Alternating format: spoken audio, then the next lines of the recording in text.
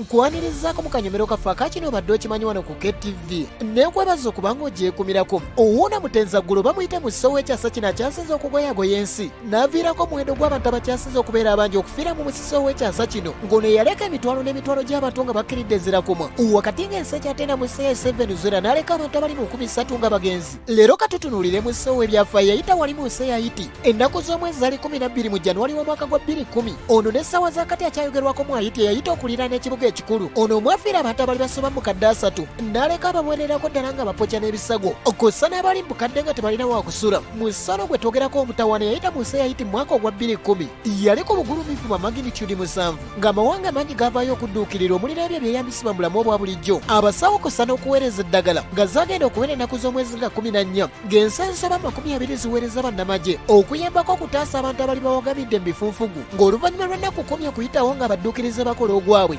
Gavumenti yavaayo n'ayimiriza enteekateeka ez'okunoonya abali bakyali abalamu kyokka ennaku z'omwezi nga 8 omwezi ogwokubiri nga wayise ennaku 27 nga musaayise ensi yawuniikira oluvannyuma lw'okusanga omuntu eyali akyali omulamu eyali akyawagamidde mu bifunfugu. Musajja mukulu yali ow'emyaka 28 yali ayitibwa Evan mu nsi ye. Ono yaleka abakugu mu by'obulamu nga bakyewuunaganya nga beebuuza engeri gy'ali amaze kyekano omwezi mulamba nga talya kossa n'okunywa nga kawunewono yafuna obujjanjabi era n'adda engulu. Kyokka oyo musinga omutadde wa bbali musisi akyasinze okuviirako okufa kw'abantu abangi mu byafaayo by'ensi eno ye yayita mu nsi ya China mu mwaka gwa 1556 mu Januwali w'ennaku z'omwezi nga 23 ng'ono yali ku bugulumivu bwa magnitude 8 ng'ono ye yaleka abantu abali mu kadde 83 ng'ezaabwe ezifumba zivuunikiddwa. Omulabi wa KTV olwaleo kankwerekereze wano asigadde Profesa Branch Rangwa, KTV Amalindirire.